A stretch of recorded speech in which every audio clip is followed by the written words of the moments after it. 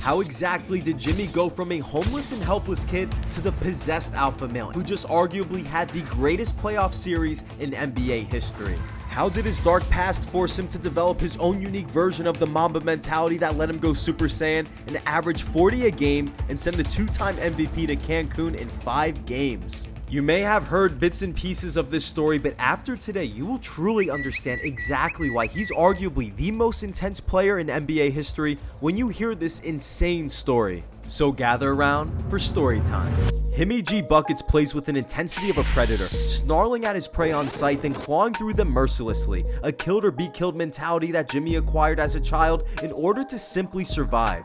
Jimmy is from a small, humble town on the outskirts of Houston. The town of Tomball only had a population of roughly 6,000 when Jimmy was born, and 5,999 of them probably had an easier childhood than Jimmy. Life was a challenge from birth. Shortly after Jimmy was born, the man believed to be Jimmy's father walked out on him and his mom. The family barely made enough money to pay rent and feed themselves on Jimmy Butler Sr.'s working class salary. Losing the breadwinner of a struggling household, you'd assume that baby Jimmy and his mom would be on the verge of homelessness. Miraculously, Londa Butler was able to make ends meet as a caregiver while studying at a local college to be a medical office receptionist.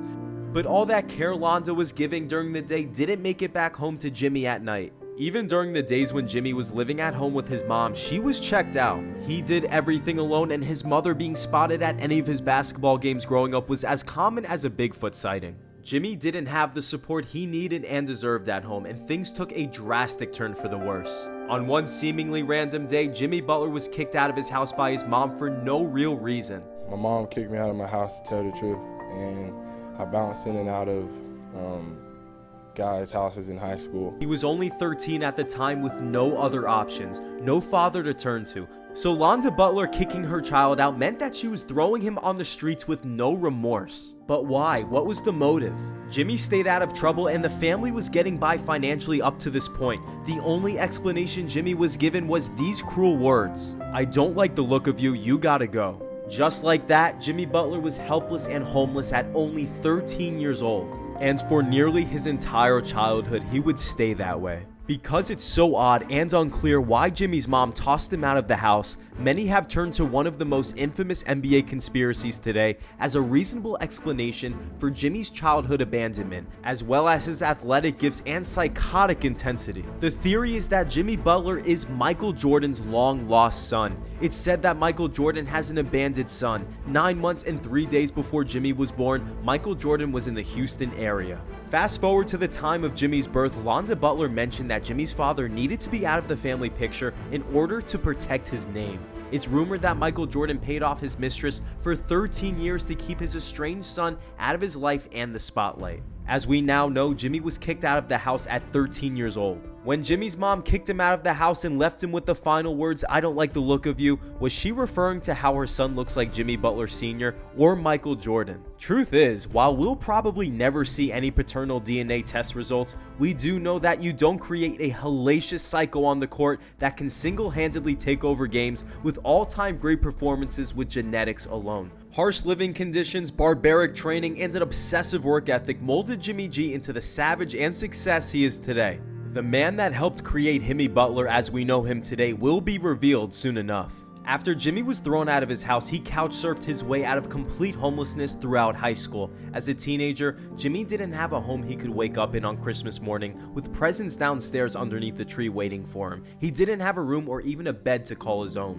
For Jimmy, practicing and working out was an outlet, but staying in the gym was also a way he could stay inside with AC when his options to go anywhere else were running out during the brutal Texas summers. After going through almost his entire high school years without a consistent home to live in, he met someone that changed his life. During the summer going into Jimmy's senior year, a freshman at Tomball High School named Jordan Leslie challenged Jimmy to a three-point shootout. By this time, Jimmy was the team captain and Jordan had no business facing Jimmy in a shootout, but the two hit it off right away and grew close. Jimmy would begin crashing at Jordan's place regularly and the two became brothers. Soon enough, Jimmy found himself in a permanent living situation. Jordan's mom, Michelle Lambert, welcomed Jimmy into their home with their 7 children. Jimmy finally had a stable environment to call home, and he was going to need the structure now more than ever. Jimmy was heading into his senior year and he needed to ball out in order to have a chance at earning some scholarships. Despite being Tomball High's team captain and MVP of the basketball team, averaging 19 points and 8 rebounds per game, he received 0 D1 offers. All the days and nights spent at the gym after practice obsessively working on his game when he had nowhere else to go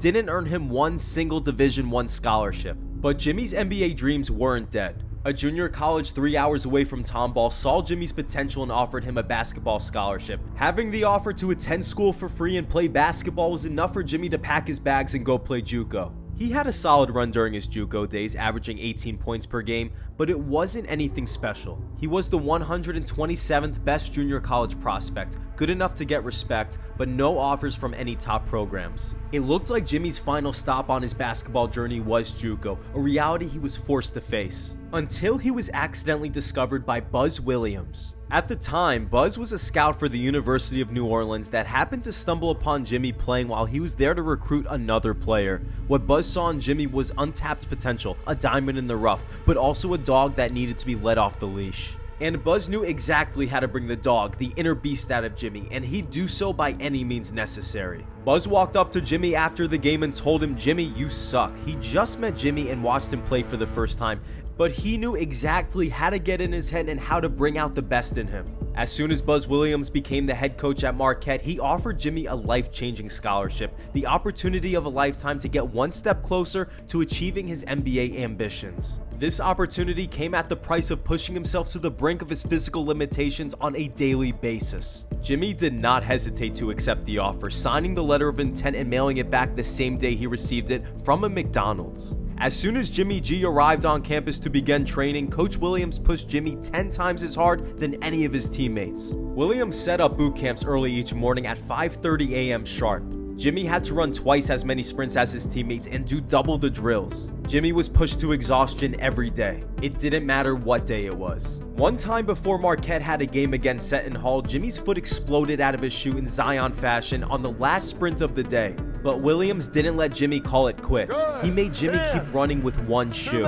Even for a young, hungry Jimmy, the conditioning was extreme. He nearly quit basketball after enduring Coach Williams' winter boot camps in Wisconsin tundra. Even Coach Williams admitted that he coached Butler in a manner that bordered inhumane. But Jimmy came this far, he wasn't going anywhere. Coach Williams was Frankenstein and Jimmy G. Butler was his monster. After just averaging over 5 points a game in his first season at Marquette, by year 2 he became a team leader and the second highest scorer on the squad. He then averaged 15.7 points per game during March Madness and led Marquette to the Sweet 16 as an 11 seed. Jimmy was now on the map, a respected two-way player that was declaring for the 2011 NBA draft. After Coach Williams put Jimmy through ruthless training that most athletes couldn't handle, Jimmy was a dog off the leash by the time he was drafted by the Bulls. Being drafted to a team led by the conditioning-obsessed Tom Thibodeau, Jimmy fit right in. With the Bulls being a contending team led by MVP Derrick Rose, Jimmy had to earn every single minute he played. By year 3, Jimmy earned plenty of minutes, leading the NBA in minutes played per game with 38.